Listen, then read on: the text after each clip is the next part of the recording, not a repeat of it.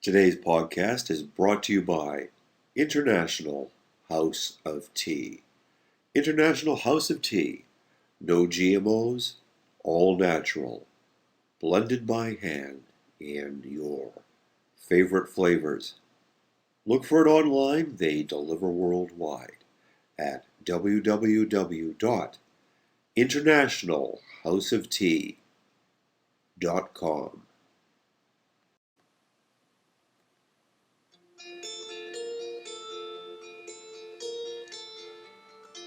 Good morning, good afternoon, or good evening, everybody. For Saturday, October the 24th, 2015, welcome back to Thoughts, Comments, Opinions. We've taken a little break because, well, you'll be hearing why on today's show. I have been busy launching a book called For Freedom, a Human Rights Reader, 1948-2015. So, today, I'm my own guest. However, you're not going to listen to a half an hour of me talking to myself. I've asked a friend, a former guest, Jillian Godsil, journalist, politician, and activist here in Ireland, to interview me. So, sit back, relax, fire up a pod TV, and listen to the words as they fly through the air. We'll be right back. My name is Jillian Godsil, and today I'm the poacher turned gamekeeper, or is that gamekeeper turned poacher? I'm not quite sure. But anyway, a few weeks ago, I was interviewed by the lovely Hubert O'Hearn about my life story, and today I get to return the favour, and I'm going to interview him about a great book I just read last week of his called For Freedom, and it's all about human rights. So first of all, welcome Hubert as my guest today. Hello, Jillian. All right, so I'm very glad I'm the one asking the questions this time. It's a nice change for me. I hope it's a nice change for you too as well. Oh, it is. I don't have to think. I just get to make stuff up. Brilliant. Okay, well, this book is all about human rights. So how would you define human rights? If, give me the elevator pitch. How do you define human rights? Sure. To me, they're the basic freedoms that we are all born with. To me, I look at it that we're all born with only one need, and that is for love. All the prejudices, all the hatreds, and so forth. We're all taught those, and they're imposed upon us by power struggles. And the quest for human rights is basically to restore us, to how we were born and how we were meant to live, free of attack based on sex, race, creed, culture, nationality, age, etc. Mm-hmm. And I think you make a point too as well that these are all inherent rights, natural rights, and they're not meant to be voted upon. They're meant to be intrinsic in rights that are that everybody deserves and should have. True enough. Because when we start putting things in the hands of governments, and obviously government has a role to play in removing the restrictions that get laid upon us. But we can't let governments control those because as we both know, our governments can occasionally be rather rocky beasts, Just a little. Just a bit. And it's interesting, the majority of the content of the book is taken from speeches, and you start off as well by saying that you became a speechwriter for an amazing man, David Shannon. Mm-hmm. And you were saying that you learned as you write, and you and David shared a lot of similar thinking. So I'm just curious, would you be able to write speeches? Because obviously you love doing this part of your life. Could you write speeches for someone with whom you had basic ideological differences? I wouldn't. I worked in politics in the Ontario government. That being the largest province in Canada for the Liberal Party that was in power then. After I left there, I've been really selective. That I'll only write for people. There may be small differences of opinion, but I wouldn't feel right, about selling to the highest bidder. So Tories need not come calling to me. So you're not a gun for hire for any politician. Be quite No, no. It's been a really long time since I've been enthusiastic about any politician, really. And it wasn't until the rise of Jeremy Corbyn in yeah. Britain that I thought, oh, politics got interesting again. And Canada, just a couple of days prior to our talking, finally got rid of Stephen Harper because he was the worst prime minister in history. A Is that the new prime minister? Is that Justin? Is that Trudeau, yeah. His father, the very handsome man? yes, he is. His father, Pierre, I met when I was a boy, but my granddad was an MP in Yeah. Canada and Liberal MP. So yeah, I got to meet uh, Pierre Trudeau, and he was a controversial man, but I adored him. I Wow. adored him. He had a wonderful, brave swagger about him, Mm. and he was an absolutely um, committed to human rights and international causes and so forth. When he was in his 20s, well, what was during World War II actually, and this caused him some grief afterwards because he didn't fight in World War II. Instead, he was traveling around the world and across China and Mm. so forth, and an old journalist too, actually. But Well, brilliant man, brilliant. Julian, it says he's all over the internet. I mean, for his looks, for the fact that he has a degree in English lit, and hopefully he has some of his father's backbone by the sound of things. And we'll watch this space with interest. When I was reading through your book too, as well, I noticed that songs played a very prominent part. You Bob Dylan, Bono, U2, Paul McCartney, Lennon. So I'm just wondering, how important to you is music in your life, and what is the soundtrack to your life? Oh, good question. Good question. I'll have to think on that while I answer. The first bit of it was that I didn't want the book to be just speeches and pieces of legislation and so forth. I really wanted artists represented too, because a great song, a great novel, a great play will touch many, many, many more, not only more lives, but more hearts, more souls, than any Bill C 505, passed by Parliament would. Um, Soundtrack of my life is really eclectic because I wrote about music for years, and I still love to talk to musicians and re- review albums and so forth. I suppose my favorite is blues music because uh, I covered the blues back in Canada for about a dozen years or so. The funny thing is that the newspaper I wrote for, I got an email what, what, one day, and I forget who was coming to a town, and the editor said, yes, well, you're a blues expert, so go and talk to Buddy Guy or James Cotton or whoever it was about that. I'm a blues Yeah. expert?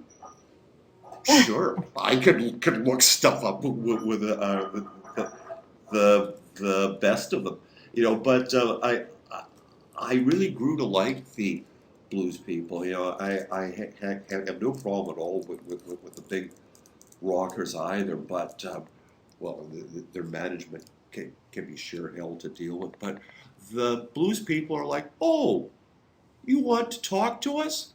how nice.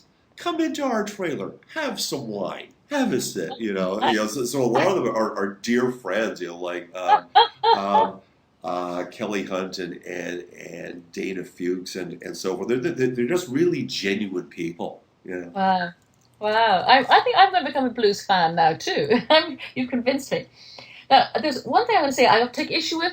Hmm. One of your chapters, you said you talk about the serious thoughts of serious men.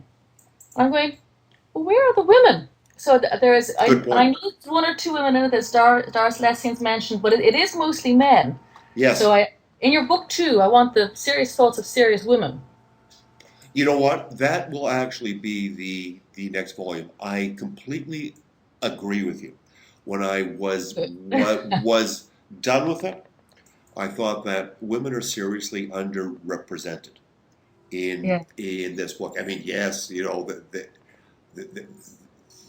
the, there's Eleanor Roosevelt there, and forgive me if I mispronounce this because it's going to be one of those names that one types that one never says aloud. But Oyaronki,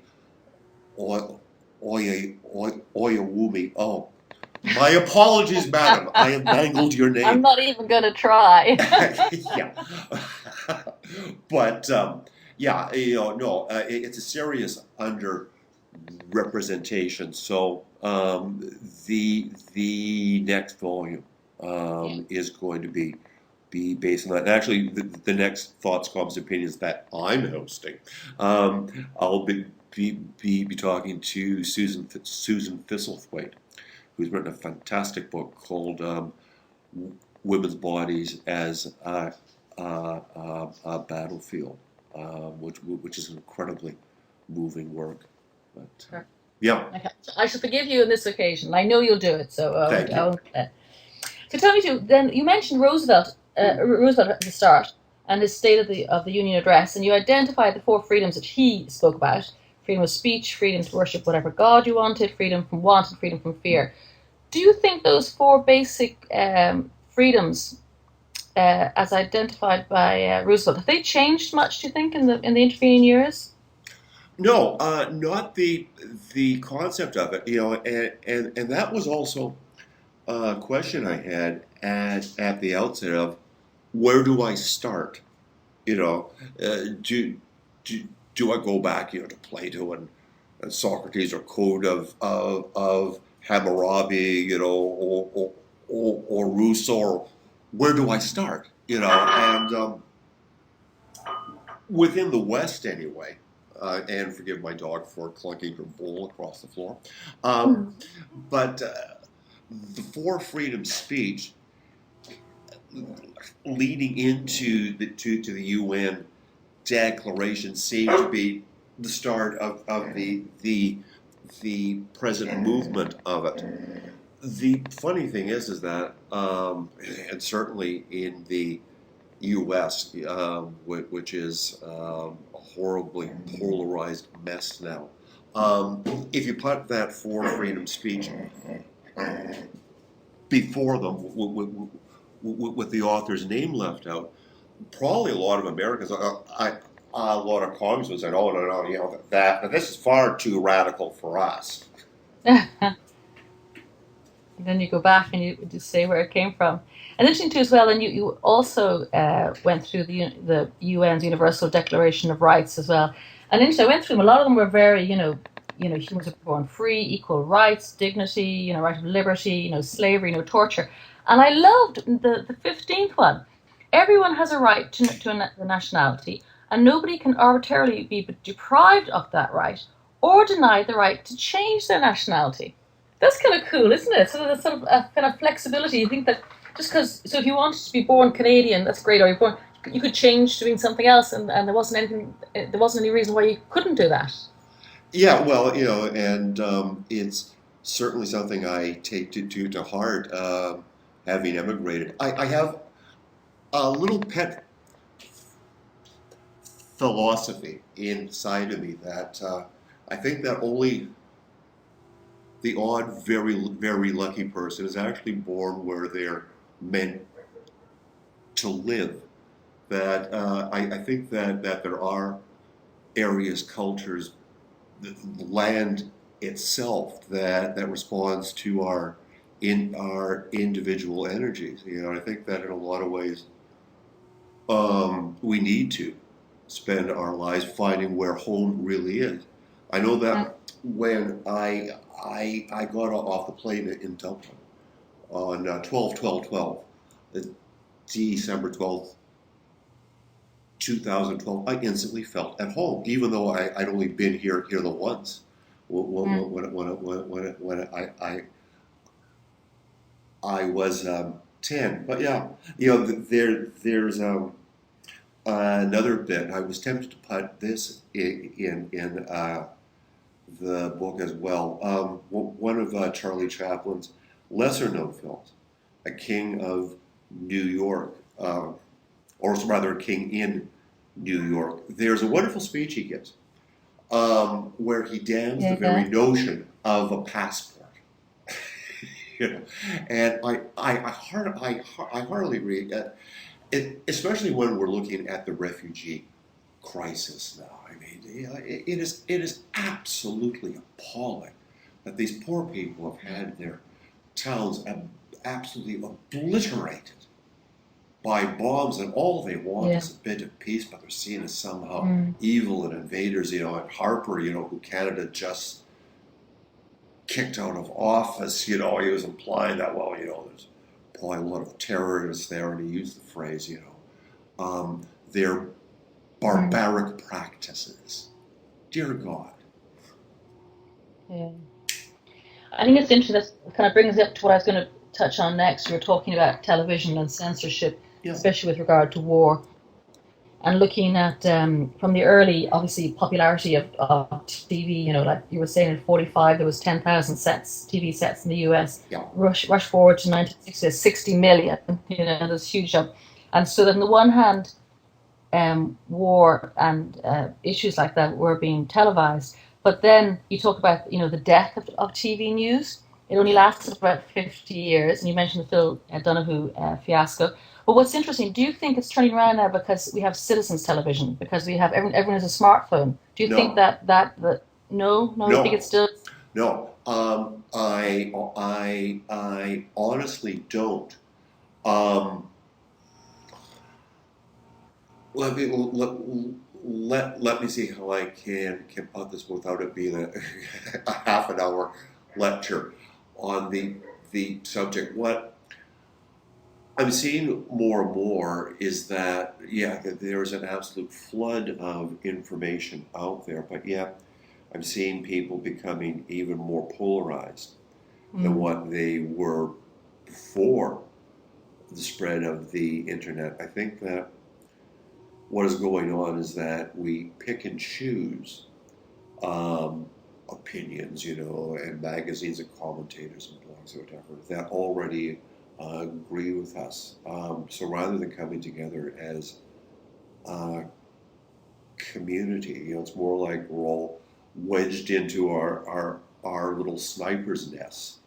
And we just look for, okay, who happens to be firing in the same direction as I am. TV news, corporate media in general is lost cause. One of the absolute most brilliant people that I ever got to interview was Chris Hedges, who used to be with the New York Times, won a Pulitzer Prize for war reporting and so forth. Mm. And I agree with Chris that corporatism, the 1%, the truly huge money, has bought out media and utterly manipulated it. Are there still great and strong journalists out there?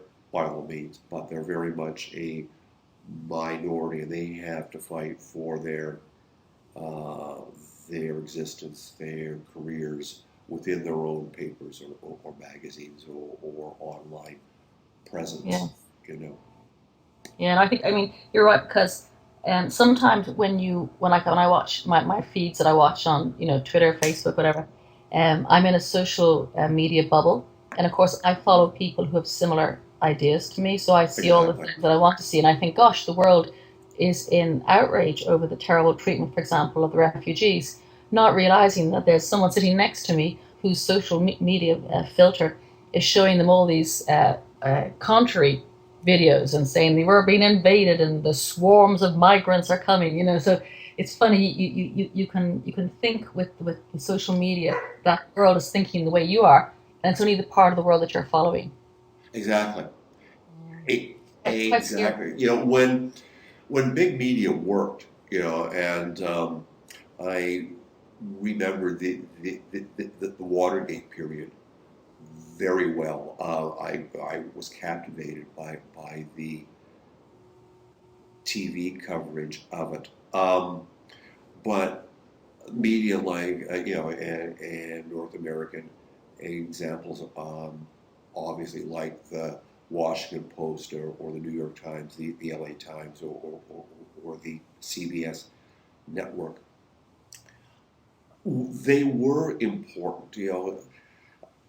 Someone like Walter Cronkite was vitally important in that he was the filter. To point out this is what the most important thing is going on in the world today. It's like what Marshall McLuhan, I believe he coined the phrase, the global village. And Cronkite himself started on a very, very, very small newspaper, and he carried the ethic of the small town paper to CBS, which is that, in his 20 odd minute nightly broadcast, it was okay, here's the most important news that you'll want to know that went on in your village, as opposed to the hardware store burning down. It was, Saigon being at war, but here is what's important for you to know. And then you put forward the information, the facts as they were, let chips fall where they may. But, this is what it is important to know about. Whereas, you and I see it on Facebook and on Twitter and so forth all the time that you have a little, say, 4x4 square inch story, on the feed that may have utterly false information and so forth, like Benjamin Netanyahu, saying that Hitler had no thought of doing a Holocaust, until a mufti from Jerusalem told him, that don't export the Jews kill them, which is an utter, utter lie. But that has the same visual weight as another story that sets that record straight. So how are people to know? So they fall back into their subdivision of their global village, where where Netanyahu is right or Netanyahu is wrong and so forth. So they just pay attention, to the one little 4x4 inch square as opposed to the other little 4x4 inch square, or the 144 character tweet as opposed to the other 144 character tweet. In a parallel storyline too as well, again going back to the refugee crisis, I'm sure you saw recently, there was quite a number of short videos which were purporting to be young male refugees who were like, they said, oh, these are actually ISIS members, or they were rejecting food. There was a whole rake of videos that went around, as a big sort of splash of them.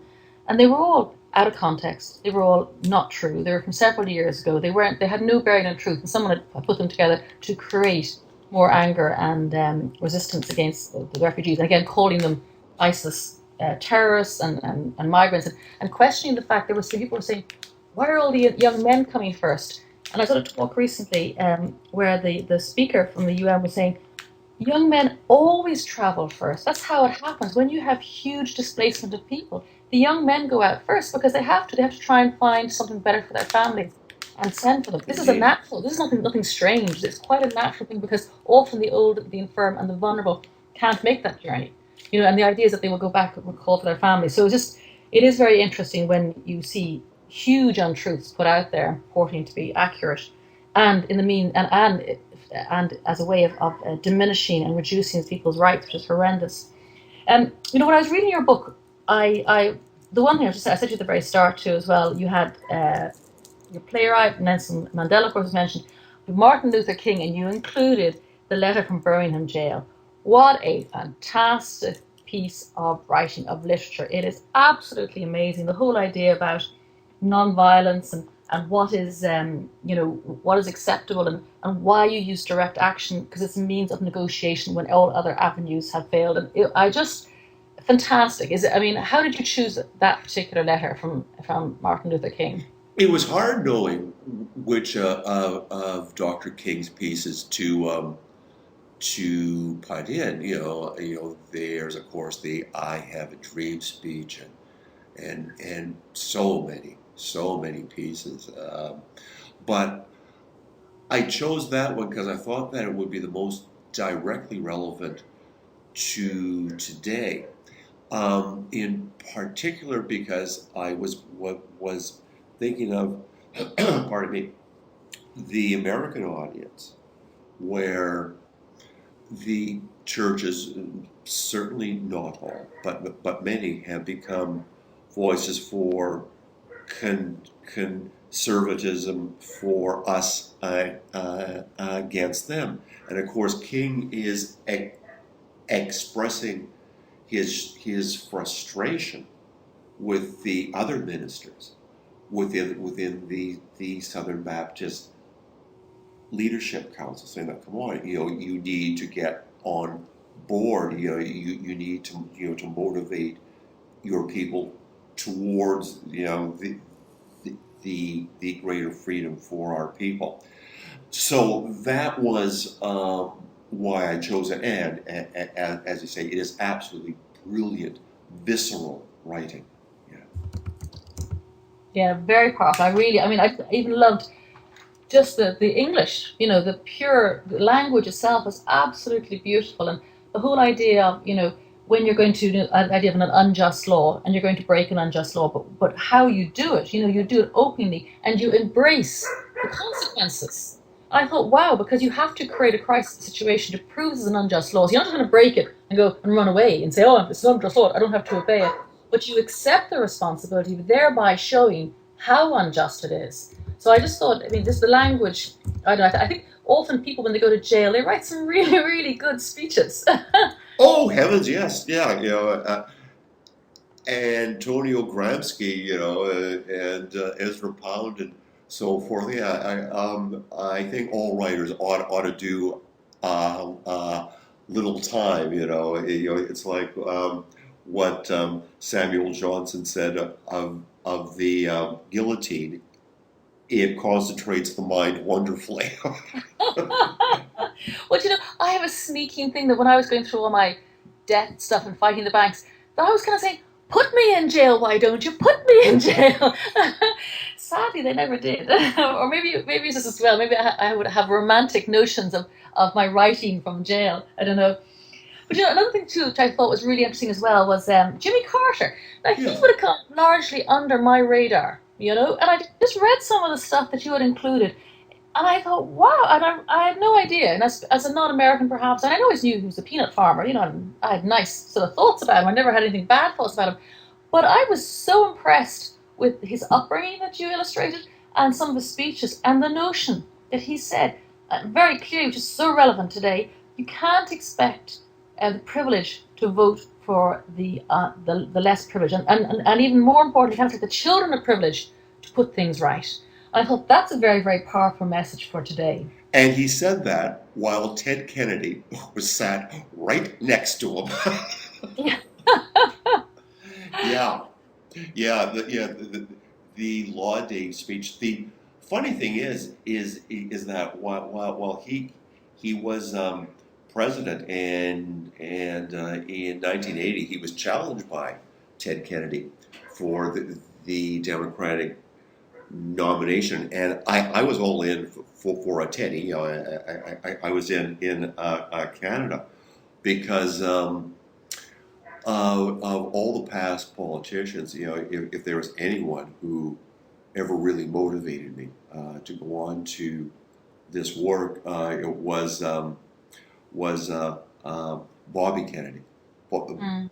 Bobby was by far the greatest president that the United States never had, you know. Yeah. But it wasn't until years later, when Carter kept on with his career. Well, you know, the most beautiful thing about Carter, I mean, my God, a few months ago, he's in his 90s now, for heaven's sake. And he announced that he has an inoperable brain tumor. In other words, he's dying. Mm. So how is he going to spend his last months? Hopefully years, but you know, we never know. He's going to spend it fighting for the cause of women against injustice around the world. How Wow. many of us would choose that? You know, you have to say 6 months left. Would we devote that time in the service of others? And yeah, he is as beautiful a man as walks the earth today. That's making me tear up. That's actually very, very powerful, isn't it? It is. Yeah. Oh, okay. Well, finally, so she before she starts crying. I'm glad this is audio only, because that is a very powerful question, and it is. It does make me think. You know, the final thing is you talk about the final human right, and you talk about climate change. Just tell me a little bit about your thinking there about Mother Earth and Mother Nature. You know, it's a human rights crisis. When I first started to research the book, I interviewed Bill McKibben, who's one of the great scientists working on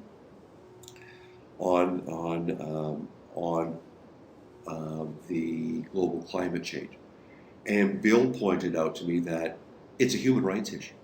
You know, there are entire countries in the Pacific Islands that are being washed away. When we look at the gigantic spread of the Sahara Desert from the time when we were kids until today, when we look at an ocean rise of 2 feet, anytime I'm on a coast, I lived for a time in Berwick-upon-Tweed in England too. That's a whole other story for another day. But anytime I'm on a coast, and I look at the water and I look at the shore and I imagine what 2 feet will do. You know, when I think of our beautiful Irish beaches being washed away, when I think of our coastal towns Yes. going underwater, you know. Yeah. Like this Pyrrhic fight, you know, to save New Orleans in the United States. Well, you know, it really is doomed because we have put off until tomorrow what we need to do today. You know, it's one reason why I quit driving and look at the little bit of petrol that I burned. You know, in the larger world, it won't make that much of a difference, but got to start somewhere. You Yeah, know? no, I respect you. Interesting, I had the privilege last weekend of being at an event where Lord David Putnam was speaking, and I actually got to speak with him via, and it was on a video link. But I got the mic, and I was asking different questions. But he was explaining too as well. He's going back. You and he are thinking along the same lines. He's going back in to do one last film after 18 years of leaving film production, and it's going to be about climate concern, and it's the Arctic 30 based on Ben Stewart's book Don't Trust, Don't Fear, Don't Beg, the extraordinary story of the Arctic 30. So when great minds start to think about these things and talk about these things, and it's obviously, we know it's important, But I do like the as you say, it is a human right, because if we are losing land, population, water, clean, forests, and people as a result cannot live and feed their children, feed their families, it is a human right. And it's big business is the biggest big problem. They're controlling everything. Big corporations. Uh, The Arctic Ocean is a perfect example. I reviewed a couple of books a few years back about the search for the Northwest Passage. yes. So going across the top of North America and so forth. And in the late 1800s, when the British sent out exploratory vessels and looking for the passage by coming in from the Beaufort Sea area, they would move in a year, mind, Yeah. maybe 6 miles. That was all the break in the ice they had, so the little ships would go forward and they had all their stores, and then boom, they're locked in the ice for another 10 months. Now Yeah. you can water ski through it. you know, um, and that is going to have such a massive impact as all of this methane is released. But what do the oil companies and the governments that they have bought and sold look at it as? Oh, good, we can have drilling rights. We can get more carbon, which in turn is going to just make the global warming problem even worse. You know, my former country of Canada with its tar sands, from a country that Yes. I used to take a lot of pride in as an environmental leader. Well, I forget who did the study, but in measuring 22 countries of the OECD, Canada came in 22nd. It's rather embarrassing. Yeah. Well, Marty, there are other issues too as well. I saw a very interesting documentary recently too as well about the cattle industry and how cattle are the huge number of cattle that we now rear are creating huge problems in global warming as well, because of climate change, because of all the methane that they produce. So we should all be going back towards becoming vegetarians, I guess, and only meat on Fridays rather than fish on Fridays. I don't know.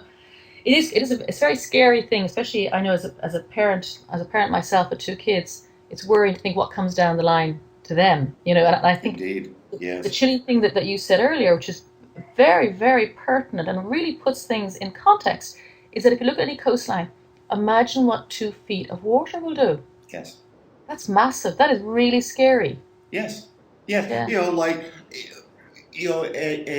And we need to quite literally look at it to witness it in that way, because 2 feet doesn't sound much. It's a bathtub. Yes, except it's not a bathtub. It's like hold a yardstick. The next time that any of the listeners are at a beach, just stand by the water's edge, and look and crouch down to waist level, and look back at at the at the land, and everything at eye level that you're looking at, that's going to be underwater. Mm. Worse than any tsunami. So I don't want to finish on a miserable note. No, Tell me let's something not. jolly about human rights that have improved, do you think, perhaps? Children's rights. Oh, let me see. Well, we do have our little victories, and we do need to take them out of heart. Um, when I look at Nelson Mandela's life, and who among us, like we all have our gripes and our problems and our sorrows and the things that we moan at. But here is a man who spent over 20 years in an isolated prison where he might be allowed one visitor per year.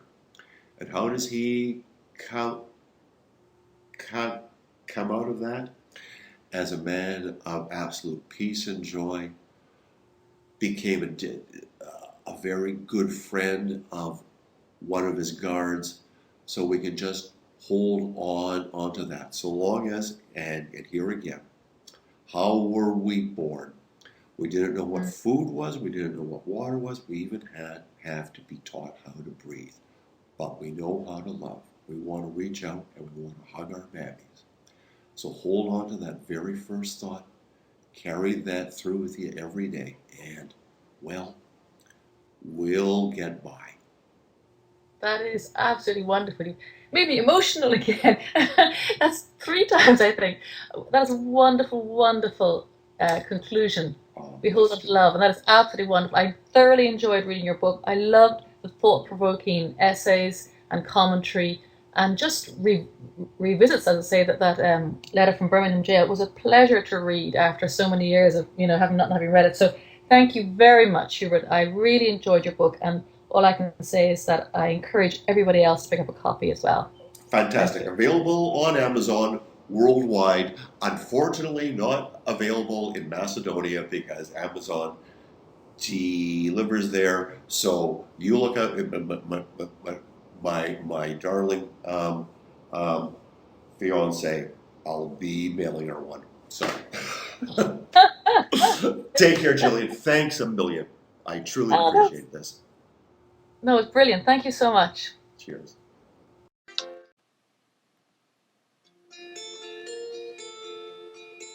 And I suppose I can't really thank myself for being a guest on my own show, but I do thank Jillian Godsil for interviewing me.